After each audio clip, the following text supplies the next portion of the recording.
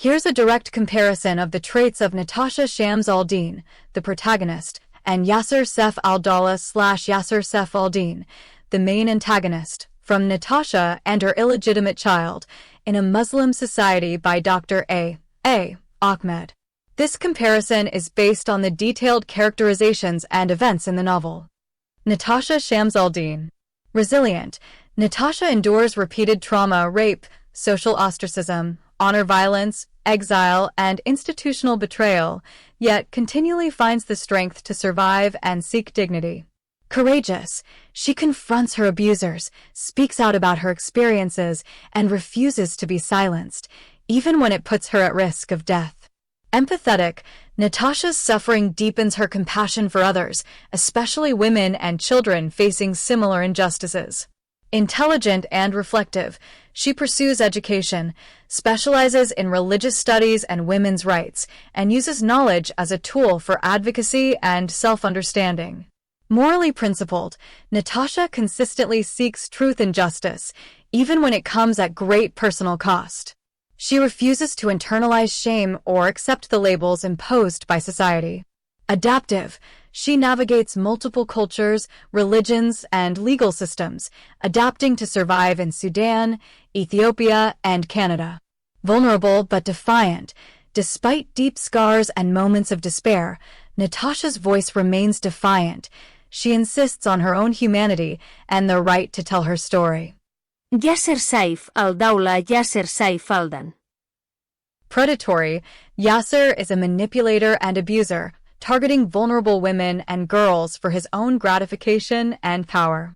Charismatic but deceptive, he uses charm, religious rhetoric, and social status to manipulate others and evade accountability. Remorseless, Yasser never shows genuine regret for his actions. He rationalizes, denies, or justifies his abuse, escalating his harm over time. Hypocritical, he exploits religious and cultural norms to justify his behavior, while privately violating the very standards he enforces on others. Opportunistic, Yasser adapts his tactics to different environments, fleeing justice in Sudan, manipulating the refugee system in Egypt and Canada, and reinventing himself as a religious leader and terrorist. Violent and ruthless, he is responsible for multiple acts of violence, including rape, attempted murder, and orchestrating terrorist attacks. Power-hungry, Yasser seeks control and dominance, whether over his wives, his community, or through extremist activities. Side-by-side comparison table. Trait Natasha Yasser.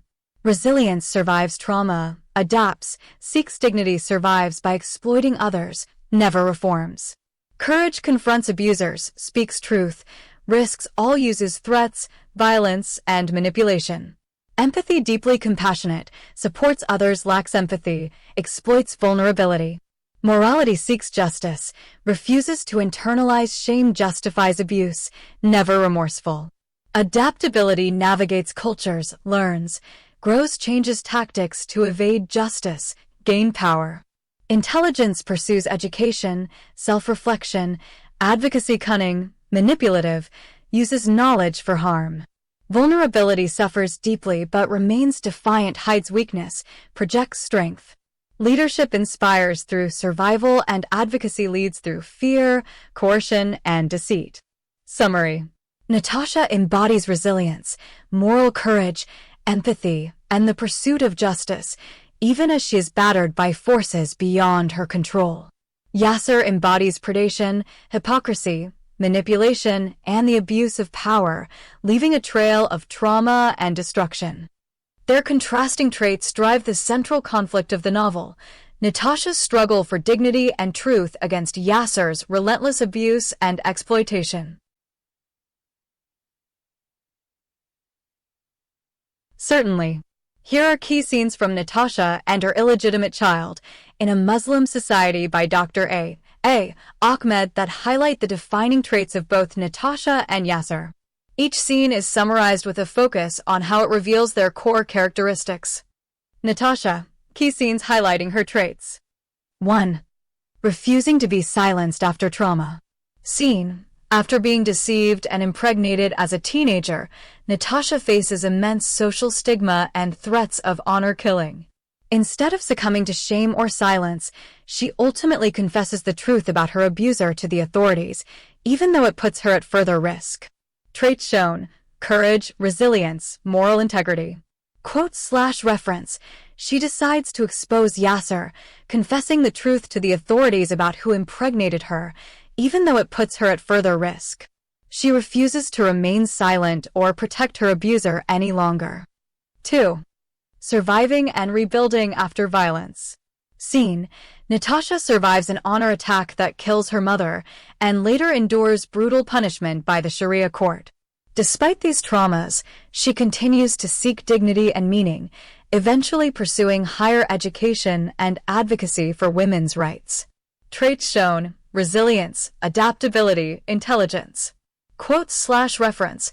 Her journey is marked by loss, survival, and the search for dignity, becomes a testament to the power of the human spirit to rise above even the most harrowing circumstances. 3. Empathy and advocacy. Scene: Natasha's suffering deepens her empathy for others. She supports other women, pursues academic research on women in Islam, and becomes a voice for reform. Traits shown: empathy, advocacy, leadership. Quote/reference. She channels her suffering into a quest for understanding, education, and advocacy for women's rights. 4.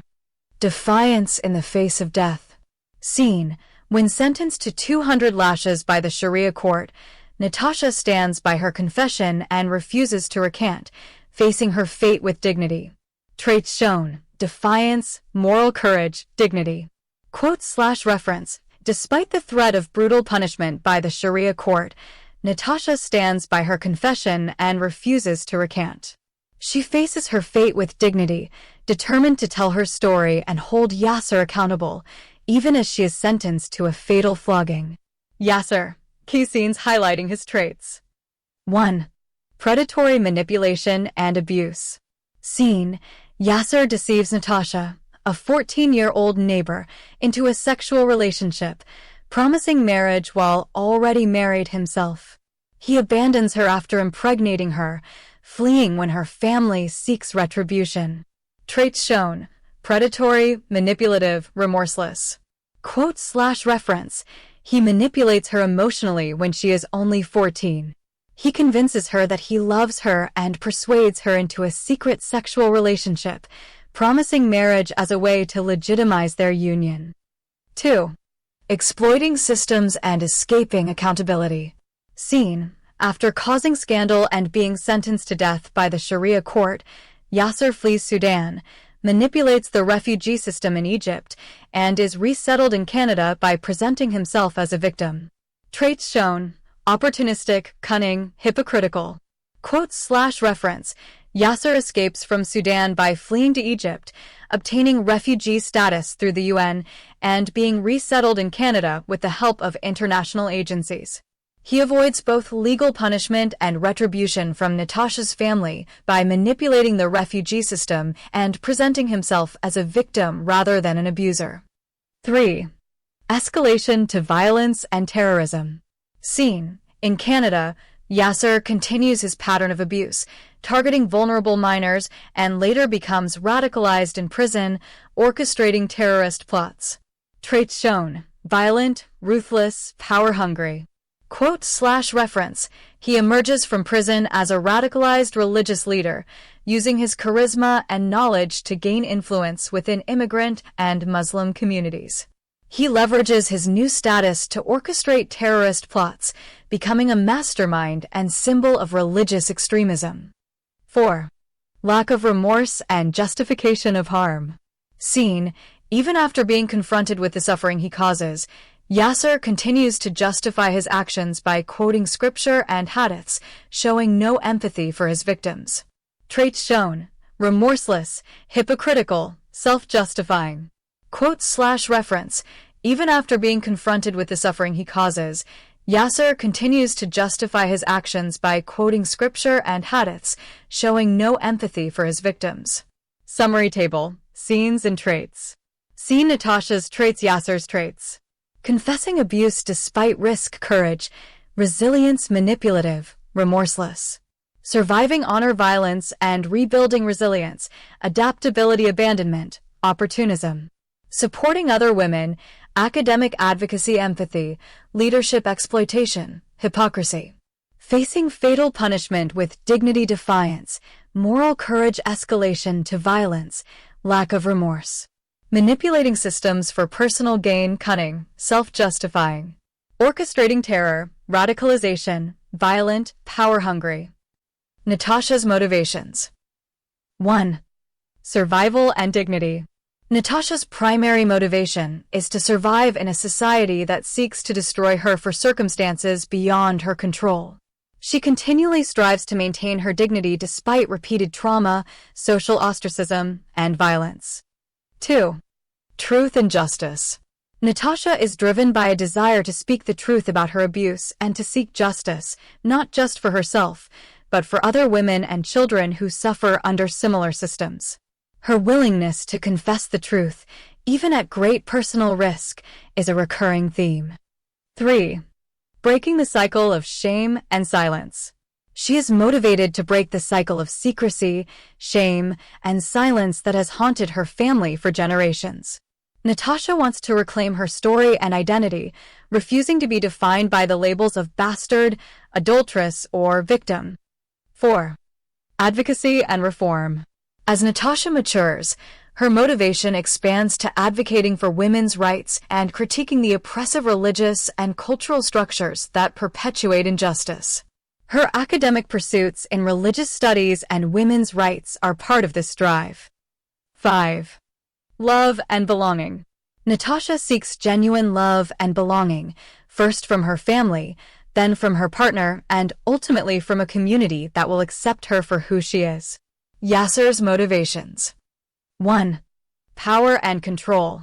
Yasser is fundamentally motivated by a desire for power and dominance over women, over his family, and later over religious and social groups. He seeks to control those around him through manipulation, violence, and exploitation. 2. Self-gratification. His actions are often driven by personal gratification, especially sexual conquest and material gain. He pursues multiple wives, exploits vulnerable women, and abandons them when they are no longer useful to him. 3. Escaping accountability. Yasser is motivated to evade responsibility for his actions. He manipulates religious, legal, and social systems to avoid punishment, shifting blame onto his victims and fleeing when threatened. 4. Religious justification and extremism. As the story progresses, Yasser's motivations become intertwined with religious extremism. He uses religion as a tool to justify his actions, gain followers, and orchestrate violence and terrorism.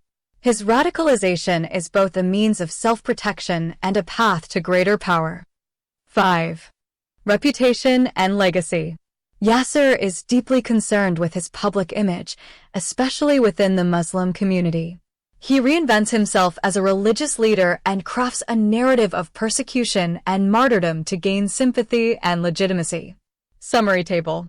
Motivation: Natasha Yasser. Survival and dignity: endure trauma, seek dignity, survive by exploiting others, avoid consequences. Truth and justice: speak out, seek justice for self and others, escape accountability, shift blame. Breaking shame and silence: reclaim story, break cycles of secrecy, enforce silence, perpetuate cycles of abuse.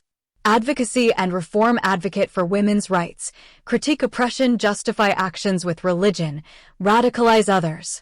Love and belonging: seek genuine love and acceptance, seek control, gratification, and public image. Reputation and legacy: redefine self through resilience and advocacy, reinvent as religious leader, seek martyr status. In essence, Natasha is motivated by survival, dignity, truth, justice, and the hope of reform and belonging. Yasser is motivated by power, self-gratification, evasion of responsibility, religious justification, and the preservation of his reputation. Here are direct quotes from Natasha and Her Illegitimate Child in a Muslim Society by Dr. A. Ahmed that reflect the core motivations of Natasha and Yasser. Each quote is matched to a specific motivation and scene, showing how the novel itself expresses their driving forces. Natasha's motivations, quotes. 1. Survival and dignity.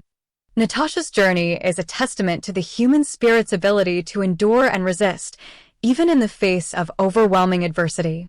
Despite repeated trauma, social ostracism, and violence, Natasha continually finds the strength to survive, adapt, and seek dignity for herself and her children. 2. Truth and justice. She decides to expose Yasser, confessing the truth to the authorities about who impregnated her, even though it puts her at further risk. She refuses to remain silent or protect her abuser any longer. 3. Breaking the cycle of shame and silence.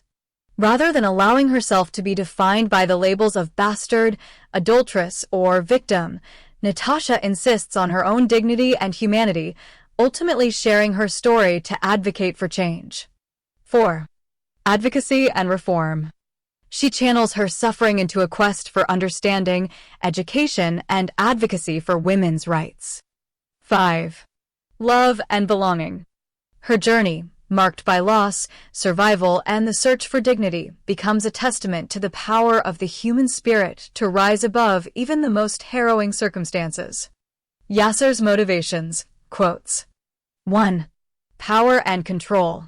Yasser is fundamentally motivated by a desire for power and dominance over women, over his family, and later over religious and social groups.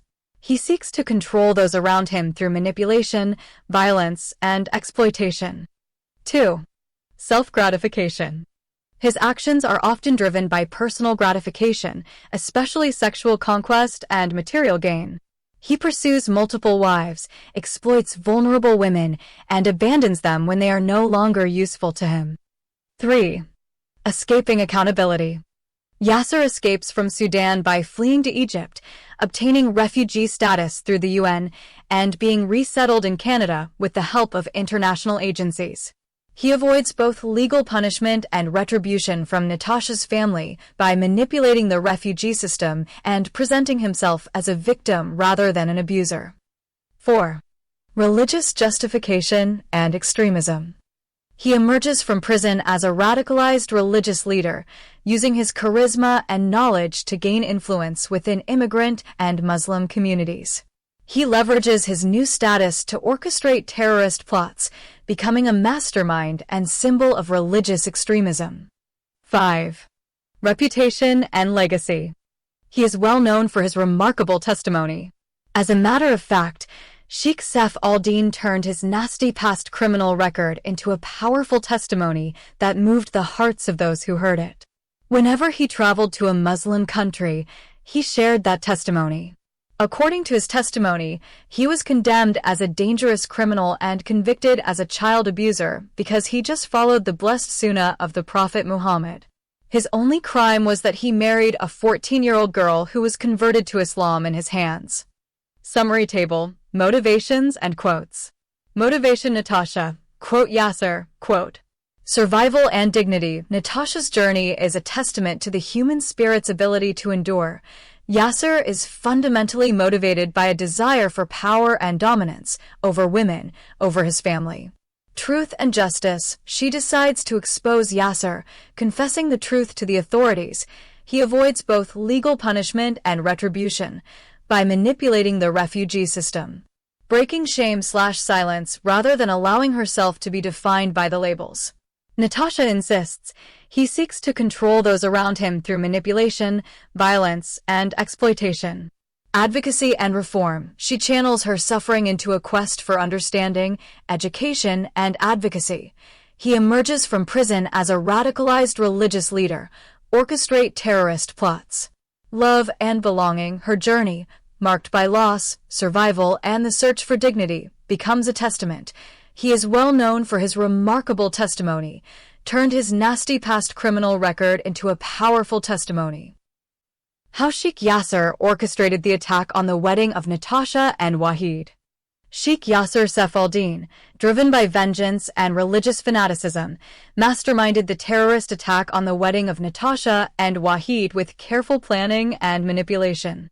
Here's how he orchestrated it, step by step, as described in the novel. 1. Motivation and planning.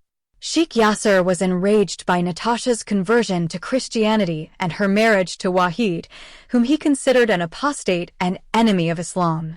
He vowed among his followers that he would never allow such a marriage between two apostates to happen and was determined to punish them. 2. Recruiting accomplices. Yasser contacted a trusted Muslim Sudanese friend living in Toronto, who was also a leader in the Muslim Brotherhood. He invited this friend to Calgary under the pretense of important confidential business and shared his plan to attack a Christian church event, the wedding reception. 3. Delegating tasks. The Toronto-based terrorist leader was tasked with supplying bombs and making local contacts in Calgary. He was instructed to contact a Sudanese Muslim couple in Calgary, Jabir and Sarah, to harbor the suicide bombers and to bribe a Christian couple, Majak and Malaika, to provide their wedding invitation cards and car for the attack. 4. Bribing and manipulating locals. Jabir and Sarah, the Muslim couple, were convinced to participate and to approach Majak and Malaika, the Christian couple, with a bribe of 50,000 Canadian dollars. The Christian couple agreed to sell their invitation cards and lend their car, which would be used by the suicide bombers to enter the wedding reception undetected. 5. Importing suicide bombers. Sheikh Yasser decided not to use local Muslims as bombers to avoid detection. Instead, he arranged for 2 Eritrean nationals, related to his Eritrean wife, to come to Canada on tourist visas. These 2 men were housed by Jabir and Sarah until the day of the attack. 6. Execution of the attack. On the wedding day, the 2 Eritrean suicide bombers used the invitation cards and car provided by Majak and Malaika to enter the reception hall. The bombs were detonated inside the crowded hall, resulting in the deaths of over 500 guests, including children and police officers. Only Natasha and Wahid survived, as they were warned by Natasha's grandfather just before the attack. 7. Sheikh Yasser's alibi and escape. Sheikh Yasser made sure to be out of the country, in Eritrea, when the attack took place, providing himself with an alibi and making it difficult for authorities to link him directly to the crime. He orchestrated the attack entirely through intermediaries and avoided leaving any written evidence, relying on oral instructions and trusted operatives. 8. Aftermath. The police investigation eventually uncovered the roles of Jabir, Sarah, Majak, and Malaika, who confessed under pressure. However, due to lack of direct evidence and Sheikh Yasser's absence, he was not convicted for the attack, though the authorities and the community believed he was the mastermind. Key quotes from the novel. Sheikh Yasser Saif al-Din drew his terrorist plot before he left Canada and traveled to Eritrea. After he made up his plan, he contacted one of his Muslim Sudanese friends who is living in the city of Toronto and invited him to come to the city of Calgary for important confidential business. That Sudanese man is also a Muslim terrorist and leader of the fanatic Muslim Brotherhood in Toronto. According to the plan, the terrorist leader has to contact a Sudanese couple who are active members of the Muslim Sudanese Brotherhood. He has to convince the Muslim couple of harboring the 2 suicidal bombers whom Sheikh Yasser Saif al-Din promised to provide. Also, they have to contact a Christian couple whom the Sheikh mentioned by names. The duty of the Muslim couple is to bribe the Christian couple and convince them to join the plan. The Christian couple should not be informed about the entire plot. They should be bribed to sell only their wedding invitation cards. As soon as those initial steps were successfully done, Sheikh Yasser Saif al-Din flew out of the country. He wanted to be out of the city when that terrorist attack was carried out. As he promised, his next step is to find and supply the suicidal bombers. He decided to bring them from overseas not to give the police any clue or lead to the mastermind. In summary, Sheikh Yasser orchestrated the attack by recruiting and bribing local accomplices, importing suicide bombers from abroad, and carefully planning the logistics to avoid detection, all while ensuring he had an alibi by being out of the country. His actions were motivated by religious extremism, personal vengeance, and a desire to punish Natasha and Wahid for their apostasy and marriage. Timeline of the attack planning. 1. Motivation and initial planning. Trigger: Sheikh Yasser is enraged by Natasha's conversion to Christianity and her marriage to Wahid, whom he considers an apostate. Decision: he vows to prevent or punish the marriage, deciding to orchestrate a terrorist attack on their wedding reception. 2. Recruiting a terrorist network. Contact: Yasser contacts a trusted Sudanese Muslim Brotherhood leader in Toronto and invites him to Calgary for confidential business. Delegation: the Toronto leader is tasked with supplying bombs and making local contacts in Calgary. 3. Local recruitment and bribery. Muslim accomplices: the Toronto leader contacts Jabir and Sarah, a Sudanese Muslim couple in Calgary, to harbor the suicide bombers. Christian accomplices: Jabir and Sarah are instructed to bribe Majak and Malaika, a Christian couple, with 50,000 Canadian dollars to provide their wedding invitation cards and car for the attack. 4. Importing suicide bombers. Selection: Yasser decides not to use local Muslims as bombers to avoid detection. Import: he arranges for 2 Eritrean nationals, related to his Eritrean wife, to come to Canada on tourist visas. Harboring: the bombers are housed by Jabir and Sarah until the day of the attack. 5. Execution logistics. Access: the bombers use the invitation cards and car provided by Majak and Malaika to enter the wedding reception hall undetected. Timing: the attack is timed for maximum casualties, with over 500 guests present. 6. Yasser's alibi. Travel: Yasser ensures he is out of the country, in Eritrea, when the attack occurs, providing himself with an alibi. 7. The attack. Detonation: the bombs are detonated inside the crowded hall, killing over 500 guests, including children and police officers. Survivors: only Natasha and Wahid survive, as they are warned by Natasha's grandfather just before the attack. 8. Aftermath and investigation. Confessions: police investigation uncovers the roles of Jabir, Sarah, Majak, and Malaika, who confess under pressure. Mastermind: due to lack of direct evidence and Yasser's absence, he is not convicted, though authorities and the community believe he is the mastermind.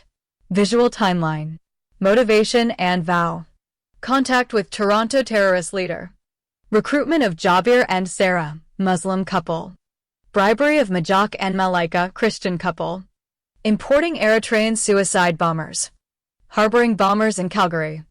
Yasser leaves Canada for Eritrea. Wedding day, bombers use invitations and car. Attack, bombs detonated, mass casualties. Investigation, local accomplices confess.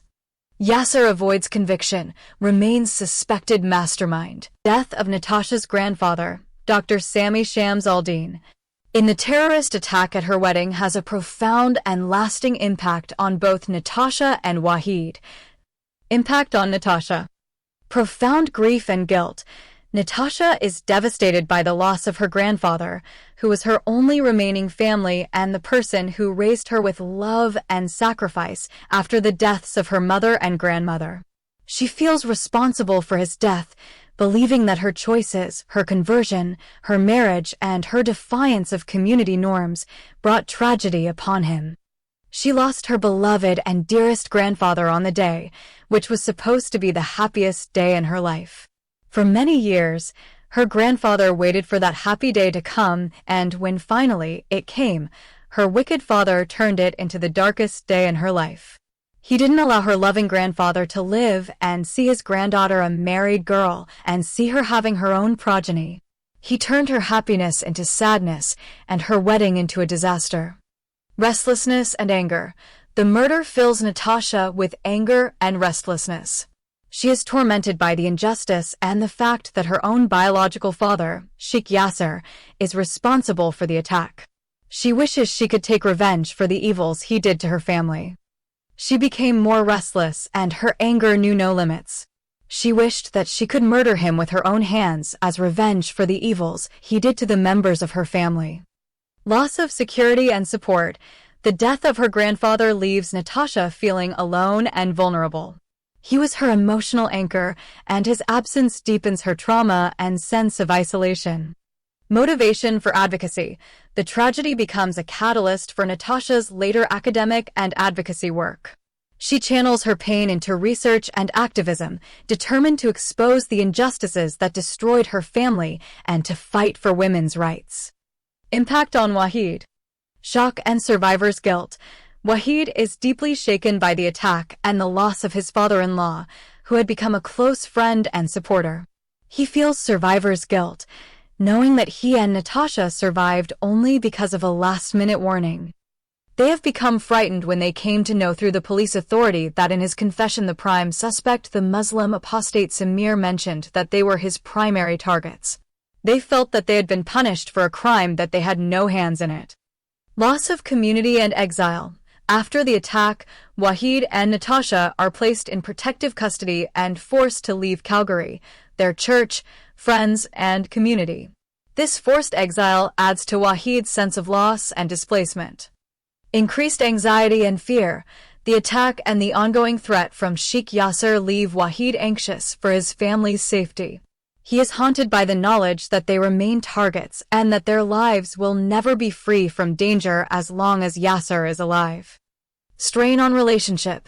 The trauma and upheaval contribute to later strains in Wahid and Natasha's relationship, as both struggle with the psychological aftermath and the burden of their family's tragic history.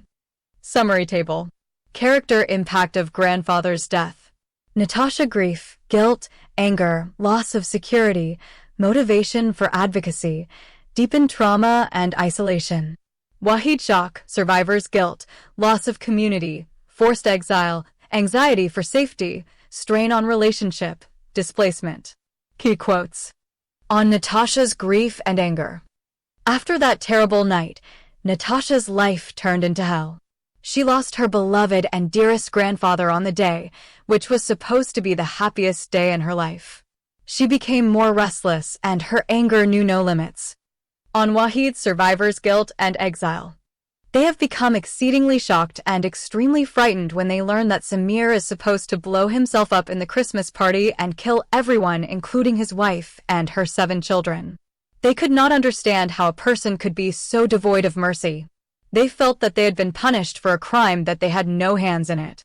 In summary, the terrorist attack that kills Natasha's grandfather devastates both Natasha and Wahid, leaving them with deep emotional scars, a sense of exile and insecurity, and a renewed determination to seek justice and meaning in the aftermath of tragedy. The death of Natasha's grandfather. Both Natasha and Wahid experience a complex mix of emotions and responses. Here's how they respond in terms of seeking justice or revenge. Did Natasha and Wahid seek justice or revenge? Natasha. Justice. Natasha's response is primarily driven by a desire for justice, not personal revenge. She is devastated and angry after her grandfather's murder, and she wishes she could take revenge on her father, Sheikh Yasser, for the suffering he caused. However, her actions are focused on exposing the truth, advocating for change, and seeking accountability through legal and social means. Quote, she became more restless and her anger knew no limits. She wished that she could murder him with her own hands as revenge for the evils he did to the members of her family. Despite this anger, Natasha does not act on a personal vendetta.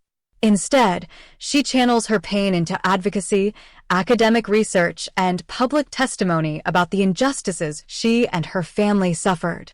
She participates in legal processes, supports investigations, and becomes a voice for reform and women's rights. Wahid. Justice. Wahid also seeks justice rather than revenge.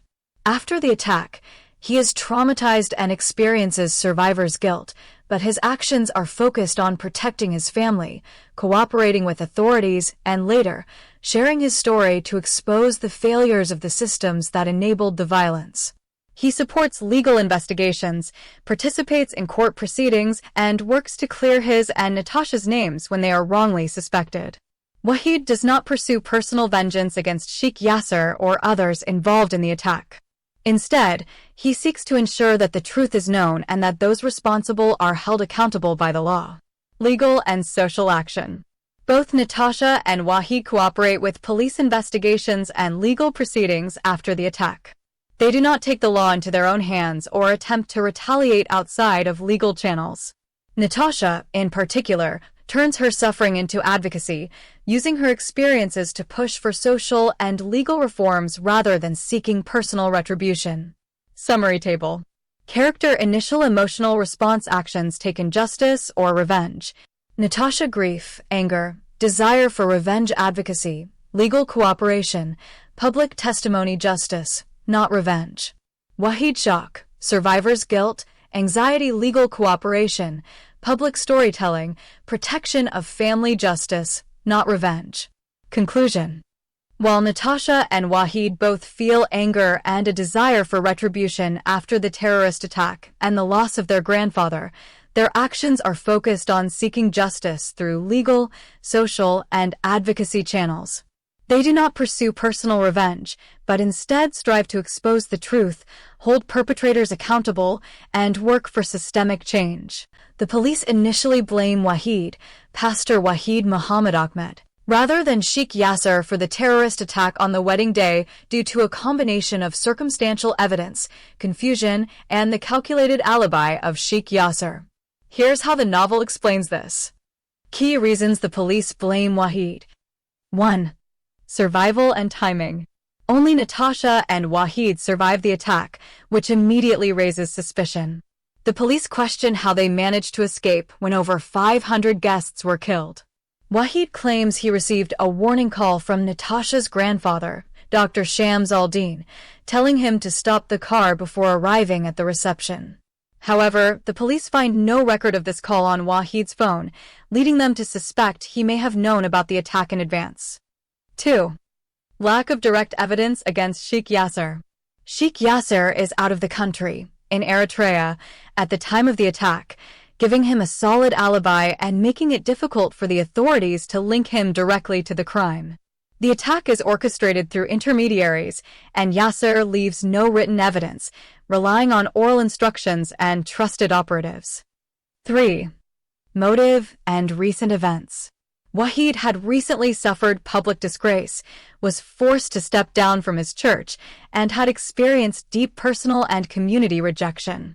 The police speculate that he might have had a motive for revenge against the community or even Natasha's grandfather.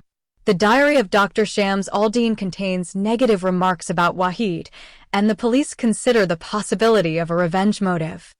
4. Circumstantial evidence. The police find it odd that Dr. Shams al-Din would call Wahid and not Natasha, and that Natasha was holding her phone at the time but did not receive a call. Both Wahid and Natasha's phones used prepaid cards, making it difficult for the police to trace calls or verify their story. 5. No immediate evidence against Yasser.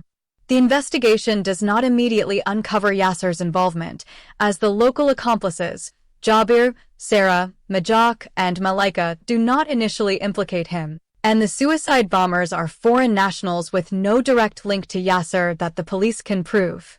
Direct reference from the novel. The only two people who escaped that attack are the bride and the groom.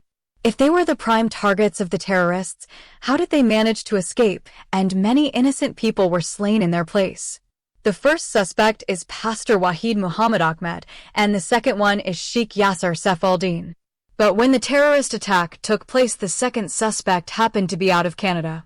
He flew a week prior to the attack to Asmara, the capital of Eritrea. However, his absence did not lead the police authority to rule out the possibility of him being the mastermind of that cowardly terrorist attack. When the police weighed out the two possibilities, it appeared that there is more evidence against Pastor Wahid than Sheikh Yasser. Summary table. Suspect Y blamed? Wahid survived attack, no call record, possible motive, circumstantial evidence, recent disgrace. Sheikh Yasser out of country, alibi, no direct evidence, used intermediaries, orchestrated attack remotely. In summary, the police blame Wahid because the circumstantial evidence points to him. He survived the attack, and there is no direct evidence against Sheikh Yasser, who carefully planned the attack to avoid suspicion and provided himself with an alibi. Pastor Wahid Muhammad Ahmed defended himself against the police suspicion in several ways. 1. Providing his account of events. Wahid explained that he and Natasha survived the attack because he received a warning call from Natasha's grandfather, Dr. Shams al-Din, instructing them to stop their limousine before arriving at the reception. This, he claimed, was the only reason they were not inside the hall when the bombs detonated. 2. Explaining the lack of evidence. Wahid acknowledged that there was no record of the warning call on his phone, but he insisted that both he and Natasha used prepaid phone cards, which made it difficult for the police to trace or verify the call history. He maintained that the absence of a call record was not evidence of guilt, but rather a technical limitation. 3. Cooperating with the investigation. Wahid fully cooperated with the police investigation, answering all questions and providing as much information as possible about the events leading up to the attack. He did not attempt to flee or withhold information, which helped demonstrate his willingness to be transparent. 4. Relying on character witnesses. Wahid's character and reputation as a pastor and community leader were brought up in his defense. He had many supporters in the Christian community who vouched for his integrity and peaceful nature. His history of service and leadership in the church was used to argue against the idea that he would orchestrate such a violent act. 5. The unfolding of the true plot. As the investigation progressed, evidence began to surface implicating others, Jabir, Sarah, Majak, Malaika, and pointing toward a broader terrorist conspiracy orchestrated by Sheikh Yasser. Wahid's consistent story, combined with the eventual confessions of the actual accomplices, helped clear him of suspicion. Direct reference from the novel. The only two people who escaped that attack are the bride and the groom. If they were the prime targets of the terrorists, how did they manage to escape, and many innocent people were slain in their place? The first suspect is Pastor Wahid Muhammad Ahmed, and the second one is Sheikh Yasser Saif al-Din. But when the terrorist attack took place, the second suspect happened to be out of Canada. When the police weighed out the two possibilities, it appeared that there is more evidence against Pastor Wahid than Sheikh Yasser. Wahid claims he received a warning call from Natasha's grandfather, Dr. Shams al-Din, telling him to stop the car before arriving at the reception. However, the police find no record of this call on Wahid's phone, leading them to suspect he may have known about the attack in advance. Summary table. Defense strategy details. Account of events claimed warning call from grandfather saved them. Explaining lack of evidence attributed missing call record to prepaid phone cards. Cooperation with investigation answered all questions, did not flee, was transparent. Character witnesses community and church members vouched for his integrity. True plot unfolds confessions and evidence eventually pointed to Sheikh Yasser and accomplices, not Wahid. In summary, Wahid defended himself by providing a consistent account, cooperating with authorities, relying on his reputation, and ultimately being exonerated as the investigation revealed the true perpetrators. The church plays several significant and evolving roles throughout the novel, especially in the lives of Natasha and Wahid. Here's a summary of the church's roles with references to the text. 1. Sanctuary and community. The church provides a refuge and sense of belonging for Natasha, Wahid, and other marginalized or traumatized characters, especially after their experiences of violence, exile, and social ostracism. For Wahid, who becomes a pastor, the church is a place of leadership, service, and identity. He pastors multiple congregations, unites divided communities, and finds purpose in ministry. 2. Source of support and healing. After traumatic events, such as the terrorist attack and the loss of family, the church community offers emotional and practical support. Members pray for Natasha's recovery, help with childcare, and provide companionship. The church also becomes a place where Natasha and Wahid can rebuild their lives and find encouragement to pursue education and advocacy. 3. Arena for conflict and judgment. The church is not always a safe haven. When rumors and scandals, such as the false accusation that Wahid is already married or Natasha's premarital pregnancy, spread, the church community can become a source of judgment, exclusion, and gossip. Wahid is forced to step down from his pastoral role and loses his position in the campus crusade group due to rumors and community pressure, illustrating how the church can also be a place of social policing and moral scrutiny. 4. Platform for advocacy and reform. The church is a platform for testimony, advocacy, and reform. Wahid and Natasha use their experiences to speak out about injustice, women's rights, and the failures of both religious and secular systems. The church hosts events, such as the testimony of the Sudanese professor who converted from Islam to Christianity, that challenge prevailing norms and encourage critical reflection. 5. Complicated role in justice. The church supports Wahid and Natasha during legal and social crises, providing character witnesses and moral support. However, the church's support is not unconditional. When faced with scandal, some members turn away or demand resignation, showing the limits of institutional compassion. 6. Symbol of hope and reconciliation. Despite its flaws, the church is ultimately depicted as a symbol of hope, forgiveness, and the possibility of reconciliation, not just between individuals, but across cultural and religious divides. The church's role in uniting divided Sudanese communities in Canada is highlighted as a model for overcoming ethnic and religious barriers. Direct references from the novel. On support and exclusion. The church elders and congregation, shocked by the allegations, including the claim that Wahid made Natasha pregnant out of wedlock, forced Pastor Wahid to step down from his pastoral role. Even after the truth is uncovered and he is cleared of the rumors, some members of the Christian community remain unforgiving, and he is not fully restored to his former leadership roles. On sanctuary and healing. Throughout her ordeal, Natasha's husband, Wahid, her mother-in-law, Mrs. Mary Morgas, and her Ethiopian friend, Almaz Abraha, remain by her side, visiting her, advocating for her, and caring for her children. His church pastor and some elders visited Natasha, anointed her with holy oil, laid hands on her head, and prayed for her divine healing. On advocacy and reform. The church gives a platform to Natasha's story, turning her into a symbol of resistance against oppressive systems.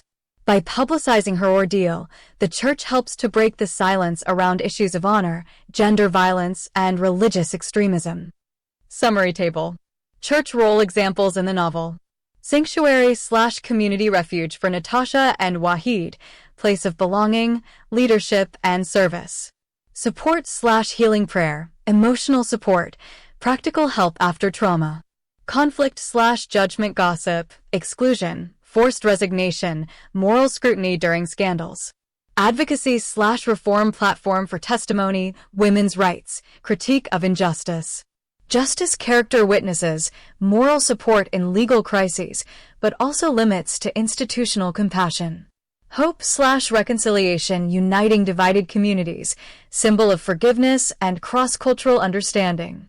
In summary, the church in the novel is both a source of comfort and conflict, a place of healing and judgment, and ultimately a symbol of hope, advocacy, and the struggle for justice and dignity in the face of overwhelming adversity. The testimony of the visiting Sudanese professor is a pivotal moment in Natasha's spiritual and intellectual journey. Here's how it leads her to read the Bible and attend church, based on the actual text. 1. The professor's testimony as a turning point. The professor, a Sudanese convert from Islam to Christianity and a respected academic, shares his personal story at Pastor Wahid's church. His testimony focuses on the oppression of women in Islam, the injustice he witnessed, such as his sister being forced by Sharia court to live with a polygamist husband, and the contrast between Islamic and Christian teachings on forgiveness, dignity, and women's rights. Natasha is deeply moved by his account, especially the comparison between the harshness of Sharia law and the compassion of Jesus Christ. The crucial moment in Natasha's life came when she entered the church and heard the testimony of the apostatized Sudanese professor. According to his testimony, when he was in high school, he began to doubt the teachings of Islam on women when his sister was forced by the Sharia court to live with her polygamist husband against her wishes. From his testimony, Natasha understood that Islam gives the Muslim man the license to abuse his wife. She wept when she heard what had happened to the professor's sister. 2. Intellectual and emotional awakening. The professor's testimony exposes Natasha to the idea that Christianity offers a radically different approach to women, forgiveness, and personal dignity. She is struck by the message that Jesus forgave the adulterous woman, while Muhammad enforced stoning and harsh punishment. The Chicago University professor's testimony did not only convince Natasha about the evils of Islam, but it opened her mind and soul to the peaceful teachings of Jesus Christ. She has become convinced that Jesus is the Prince of Peace. He never took a sword, never ordered the killing of the infidels, and never forced anyone to accept him as the messenger of God. 3. Seeking the Bible and the Church. Inspired and unsettled by what she hears, Natasha decides for the first time in her life to seriously consider questions of faith. She approaches Pastor Wahid and asks for a copy of the Bible, but he encourages her to first speak with her grandfather. Her grandfather, Dr. Shams al-Din, supports her autonomy and tells her, religion like marriage, it must be a personal decision. With her grandfather's blessing, Pastor Wahid gives her a Gideon Bible. After hearing that life-changing testimony, Natasha decided to pay attention to the question of religion for the first time in her life. Before that day, she spent 20 years of her life as an irreligious girl. But after that testimony, she approached Pastor Wahid and requested him to give her a copy of the Bible. 4. Reading the Bible and transformation. Natasha begins reading the Gospels and is profoundly affected by the words of Jesus, which she finds comforting and life-giving. This experience leads her to attend church regularly, explore Christianity more deeply, and eventually convert. When she began to read the Gospels of Jesus, Natasha felt her soul was like a dry land that had never been watered before until she heard the wonderful words of Christ. His words fell on her soul like the spring of fresh water that issued out of the fountain of life. She could feel his words like the dew on her soul and could smell them like the fragrance after the rain. She loved every sentence that Jesus uttered in his Gospels. Summary table. Stage what happens. Professor's testimony exposes Natasha to Christian compassion and critique of Islamic patriarchy. Emotional awakening. Natasha is moved, weeps, and questions her upbringing. Seeking the Bible. Asks Pastor Wahid for a Bible, receives support from her grandfather. Reading and transformation. Finds comfort and inspiration in the Gospels, begins attending church, and moves toward conversion. In summary, the visiting professor's testimony is the catalyst that awakens Natasha's spiritual curiosity and longing for dignity. It leads her to seek out the Bible, attend church, and ultimately embark on a journey of faith and personal transformation. Based on the content of Natasha and Her Illegitimate Child in a Muslim Society by Dr. A. Ahmed, the book specifically states that after hearing the testimony of the visiting Sudanese professor, Natasha approached Pastor Wahid and requested him to give her a copy of the Bible. When she began to read the Gospels of Jesus, Natasha felt her soul was like a dry land that had never been watered before until she heard the wonderful words of Christ. His words fell on her soul like the spring of fresh water that issued out of the fountain of life. She could feel his words like the dew on her soul and could smell them like the fragrance after the rain. She loved every sentence that Jesus uttered in his Gospels. She almost memorized by heart the entire Sermon on the Mountain. This means Natasha primarily read the Gospels, that is, the books of Matthew, Mark, Luke, and John in the New Testament. The text specifically mentions her deep connection to the words of Jesus and the Sermon on the Mount, which is found in Matthew chapters 5 to 7. Summary. Natasha read the Gospels, Matthew, Mark, Luke, John, focusing on the teachings and words of Jesus. She was especially moved by the Sermon on the Mount, Matthew 5-7. The Sermon on the Mount is one of Jesus' most famous and influential teachings, recorded in the Gospel of Matthew, chapters 5-7.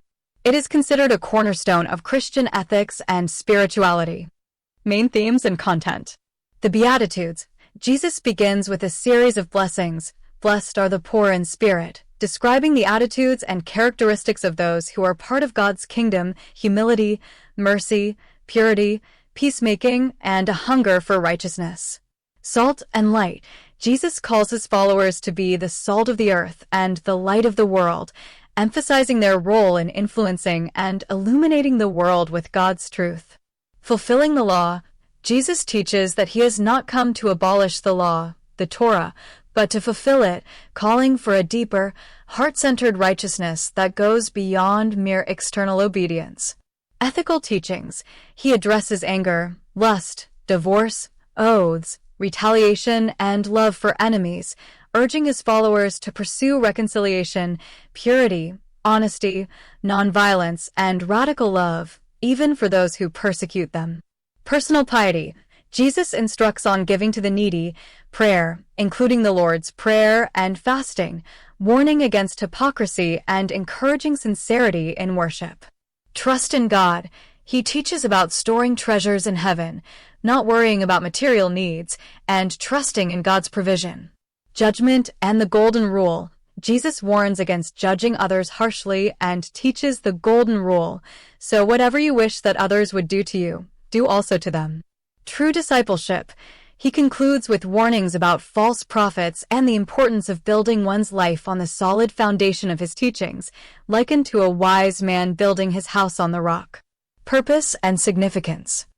The Sermon on the Mount is not just a list of rules, but an invitation to live with a transformed heart, embracing humility, compassion, forgiveness, and love. It challenges believers to reflect the values of God's kingdom in their daily lives, moving beyond external compliance to genuine, inner devotion and ethical living. Natasha applies the teachings of the Sermon on the Mount in several transformative ways throughout her journey. 1. Embracing forgiveness and rejecting retaliation. After reading the Gospels, and especially the Sermon on the Mount, Natasha is deeply moved by Jesus' message of forgiveness, mercy, and loving one's enemies. Despite the immense suffering and betrayal she endures, including violence, rape, and the murder of her family, Natasha repeatedly chooses not to seek personal revenge. Instead, she channels her pain into advocacy, truth-telling, and a quest for justice through peaceful means. Example. She became more restless, and her anger knew no limits. She wished that she could murder him with her own hands as revenge for the evils he did to the members of her family. Yet, Natasha does not act on this anger. She refuses to be consumed by vengeance and instead seeks justice through legal and social channels, reflecting the sermon's call to turn the other cheek and forgive. 2. Pursuing righteousness, mercy, and peacemaking. Natasha's journey is marked by a hunger for justice, not just for herself, but for all women and children oppressed by unjust systems. She becomes an advocate for women's rights, echoing the Beatitudes. Blessed are those who hunger and thirst for righteousness. Blessed are the peacemakers. She shows mercy to others, even those who have wronged her, and strives to break cycles of shame and violence in her family and community. 3. Practicing humility and compassion. The Sermon on the Mount calls for humility, purity of heart, and compassion.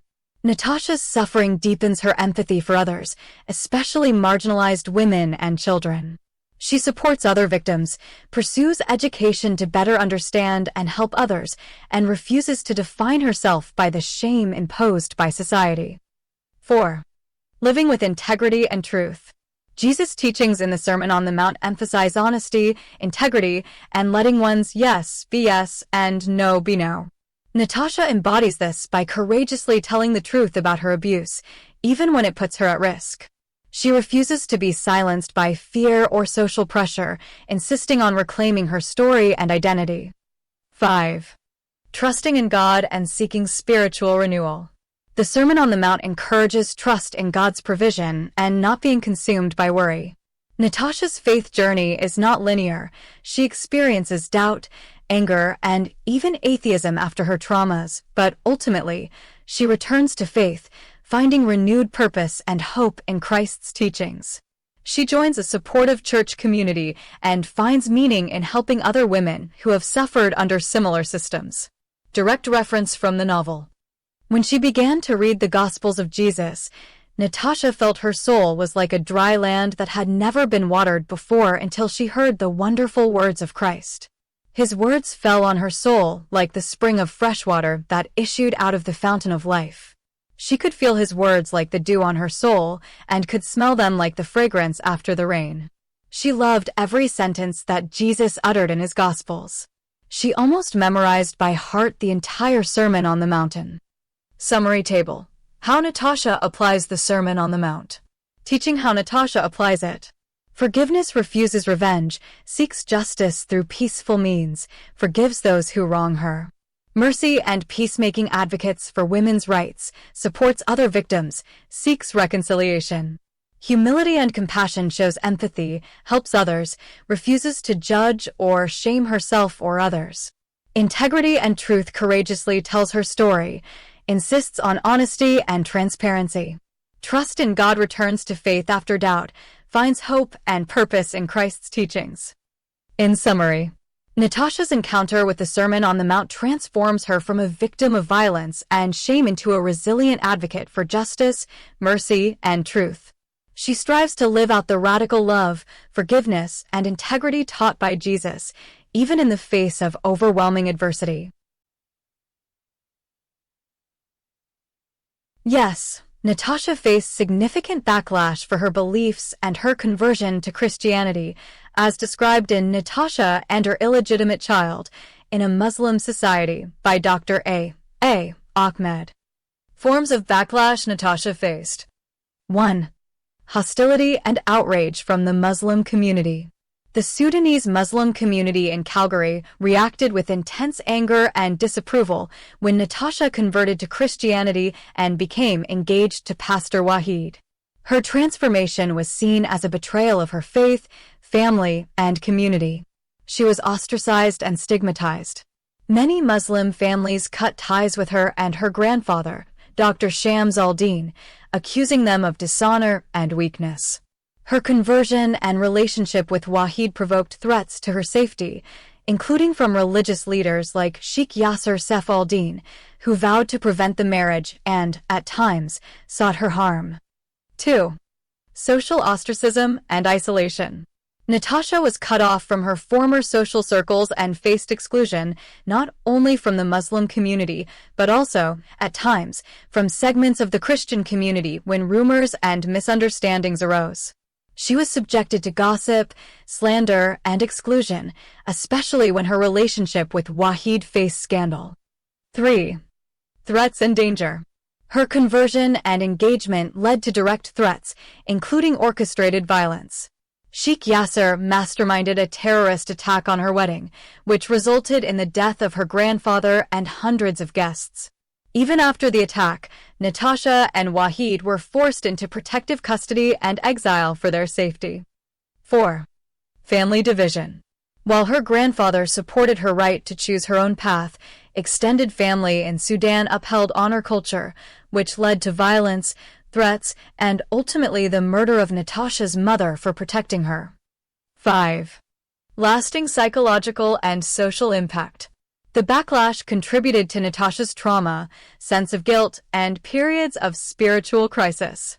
She struggled with isolation, loss, and the burden of being seen as a source of shame. Direct quotes from the novel. The Sudanese Muslim community in Calgary reacts with intense anger and disapproval when Natasha converts to Christianity and becomes engaged to Pastor Wahid. Her transformation is seen as a betrayal of her faith, family, and community. Natasha is ostracized and stigmatized. Many Muslim families cut ties with her and her grandfather, Dr. Shams al-Din, accusing them of dishonor and weakness. Her conversion and relationship with Wahid provoke threats to her safety, including from religious leaders like Sheikh Yasser Saif al-Din, who vows to prevent the marriage and, at times, seeks her harm. Summary table. Source of backlash, nature of backlash. Muslim community hostility, ostracism, threats, attempts to bring her back, violence. Extended family, Sudan, rejection, violence, upholding honor culture. Christian community mixed, some support, others gossip and exclude. Broader society and media attention, sometimes amplifying her story for advocacy, sometimes for scandal. Personal impact, trauma, isolation, loss of security, motivation for advocacy and reform.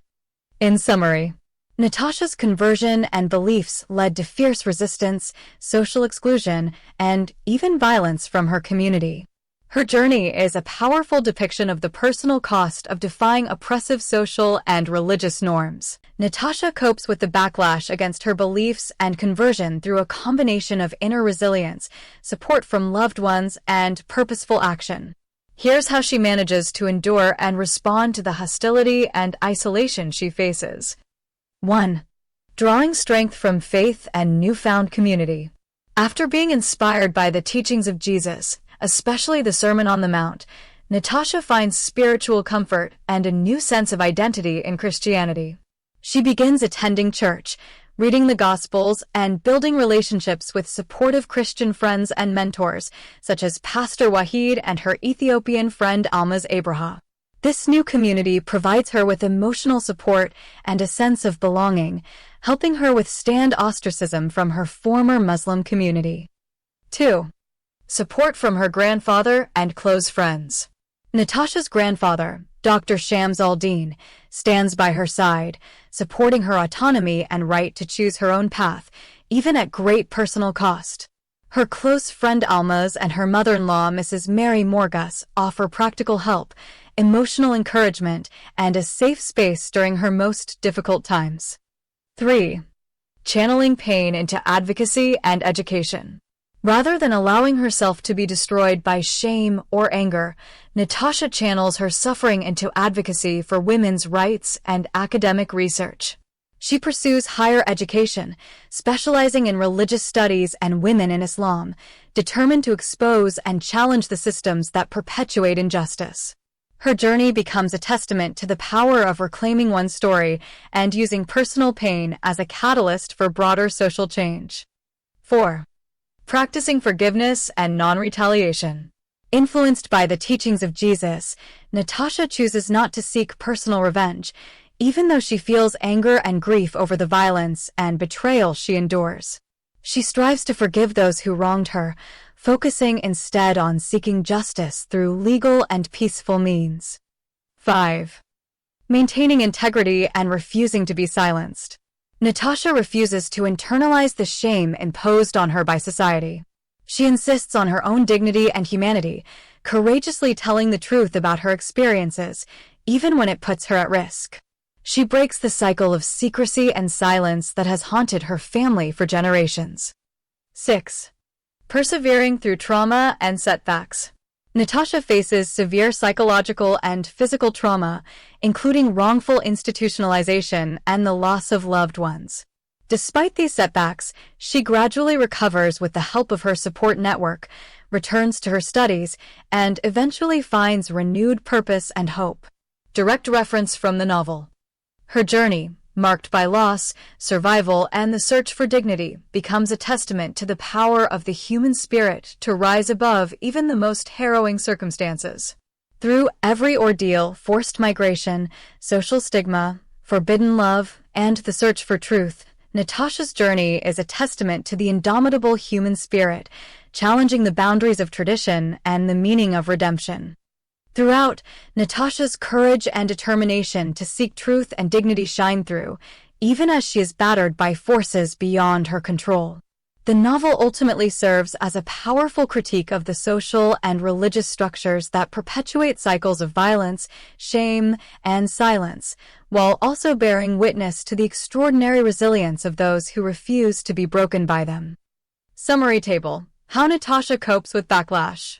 Coping strategy, how Natasha applies it. Faith and spirituality finds comfort in Christianity, church community, and the teachings of Jesus. Support network relies on her grandfather, friends, and mother-in-law for emotional and practical support. Advocacy and education pursues academic research and advocacy for women's rights. Forgiveness and nonviolence chooses not to retaliate, seeks justice through peaceful means. Integrity and truth refuses to be silenced, insists on her dignity, tells her story.